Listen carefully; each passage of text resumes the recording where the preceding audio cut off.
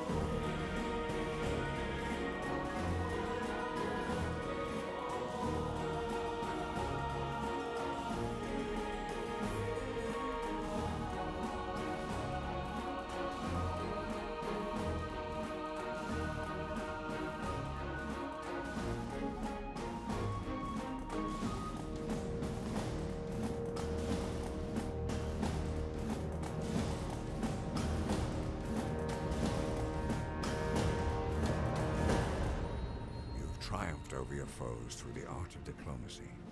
Your cunning and wisdom have earned you great friends, and divided and sown confusion among your enemies.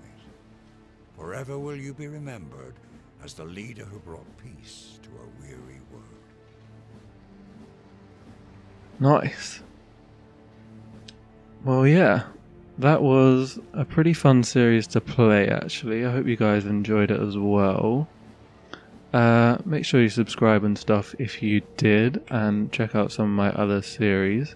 We have got actually quite an interesting game going on at the moment, the Poland Contrast Journal 1, where we have a pretty ridiculous Siam next to us that we are definitely going to have to take out at some point. So I'll probably continue posting from that game next, and also make sure you send me your games if you want me to take a look at them. I should have some good time to do that in the next few weeks, actually. So yeah, I'll put the link to that in the description as well for how the best way to send me them. And yeah, let's have a little look at this game, I guess. Alright, did a good job there. We're not even first in... Jesus. How has he got more pop than us? We control like most of the world. Okay.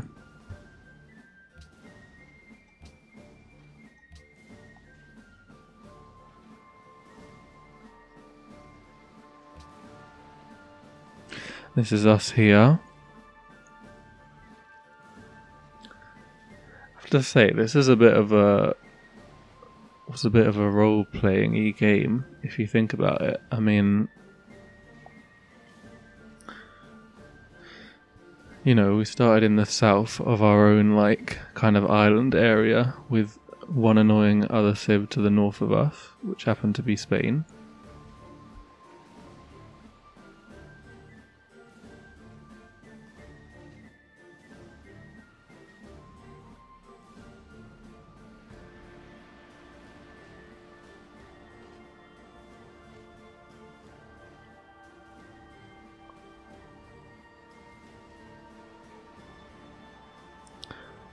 Building up our empire in the south of the island here. Had some foreign incursions as well. But eventually we did manage to actually take control of our island here. Wipe out all the foreign invaders to it. And then we started expanding our empire from there.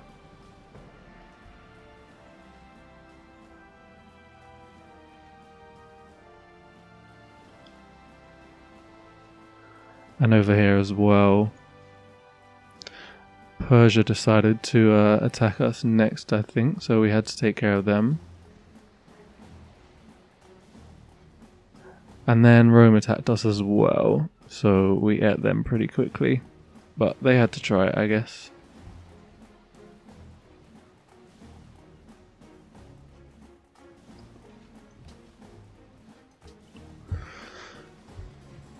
And yeah, the Arabia and the Incans were actually doing pretty well. No, this was Rome actually. Rome was doing quite well as well.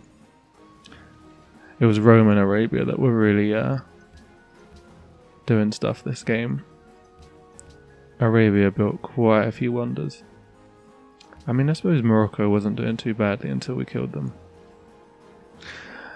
I have to say England has to be...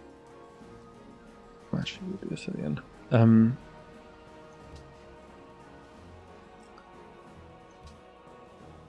Number of policies, number of known techs.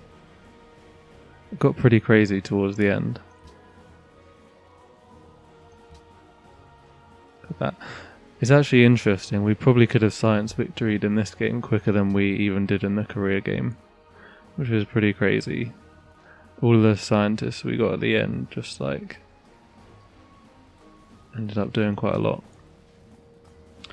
We world fared somewhere in here to get the culture boost.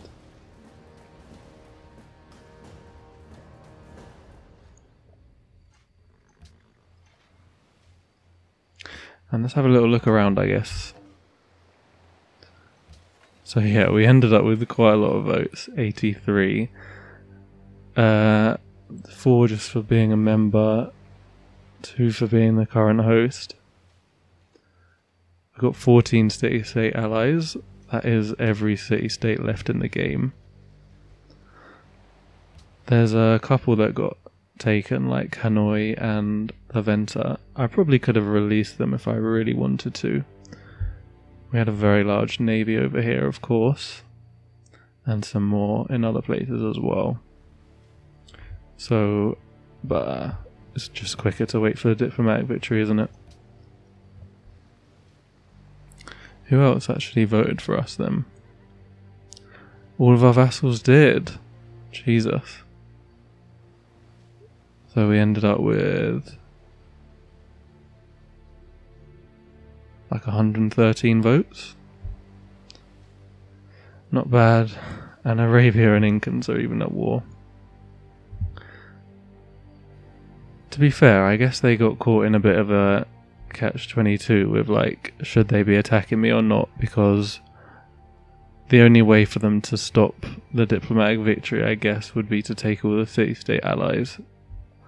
But they can't do that if they're at war with me, because then they'll automatically be at war with the city-states. I think we even had enough votes without that though.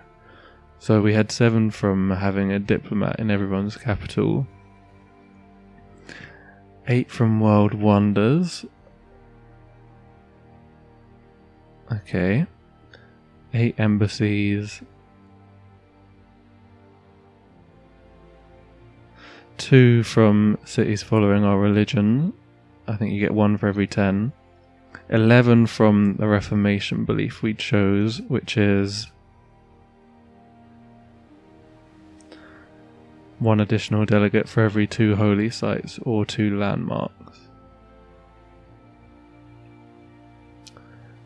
Very nice. 10 from policies and 3 from following the world ideology. I guess next I would propose like the space station one. But yeah, we managed to get through the tech tree without it, so pretty crazy. And it would be like 10 turns to build the space parts. Interesting. Yeah, Rome's actually a pretty good city. So is Marrakesh. Barcelona's nice. It has the enhancer belief that makes it good. Unfortunately, we have to keep inquisitoring it to actually keep it Buddhist. And York ended up being pretty huge thanks to the founder belief. The plus all the yields from each era. The food is like pretty relevant. Hastings was pretty good as well.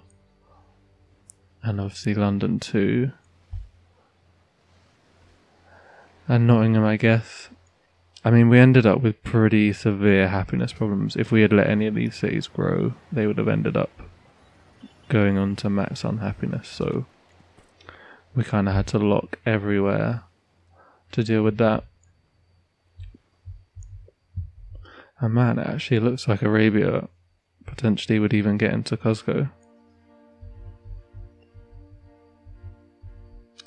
Very interesting.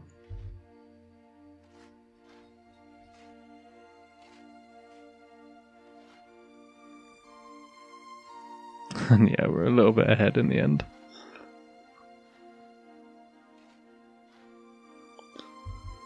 Very nice. We did obviously have a pretty great start. 4 fish around us. I mean, that's just nuts. And we got the fish pantheon, and then got a religion from that. And this city has like loads of sea stuff around it as well. That was the next one we founded. And Solomon's Mine as well, so obviously that's one of the reasons the game went so well.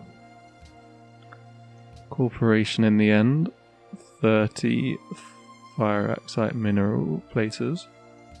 That's obviously part of the reason the science is so good.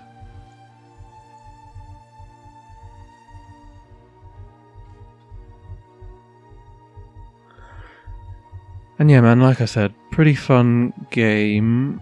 England are just so good, actually. I feel like they have to be one of the best civs to play on Deity. I mean, the Ship of the Line is not really that great. It was kind of bugged, so it was rubbish for us, actually, because this doesn't even work on ranged boats. But that got changed now. So now they get Indomitable.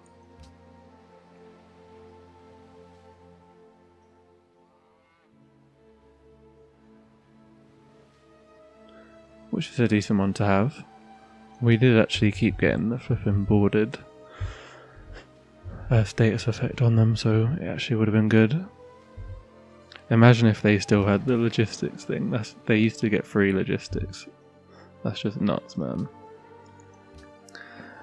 And this is alright. Obviously, because it comes so early, it is good. And the fact that you get the extra spy and levels them all up is good, because just being able to have a spy and steal from the start is pretty amazing, man. Like, obviously when you have these AIs that are going to be way ahead of you in tech, and you can get like fairly quick steals off them all the time, it just means like you have a much better chance of winning like any game, because you're never going to fall like that far behind, no matter what you're trying to do. And it also means you don't have to bother focusing science, so then you can focus like culture instead completely. We actually overtook them not too far in. I think we were ahead by industrial though. Or certainly... yeah, no, I think we were ahead by industrial. But obviously part of that was because we've been getting the free text before then. And then... yeah, we did end up going for rationalism after statecraft, of course.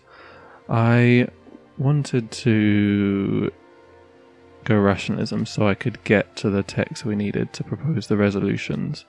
We needed to get to atomic theory and then nuclear fusion as well, so we could get United Nations and world ideology.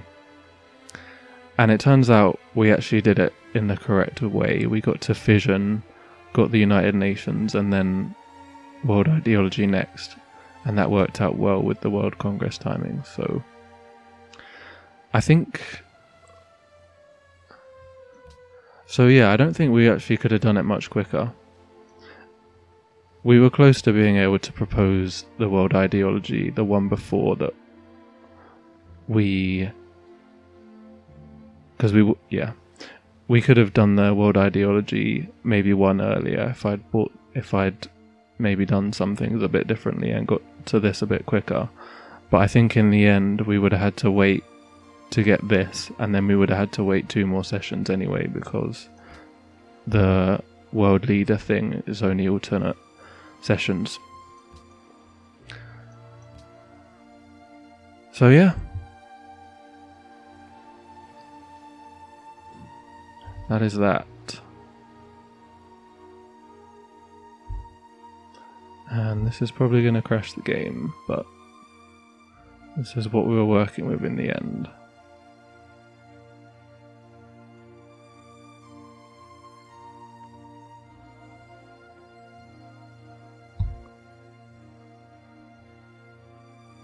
We never even really messed with Arabia. Like, we literally just kind of straight up beat them. I don't think we ever had a big war with them. They kept trying to take Zurich and we just defended it, but we really didn't actually do anything to Arabia.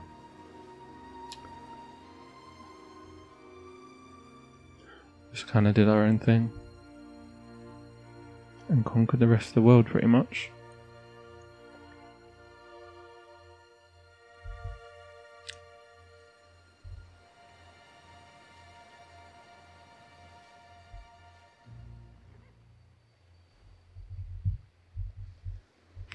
Like I said though, guys, I hope you enjoyed, and I will see you soon.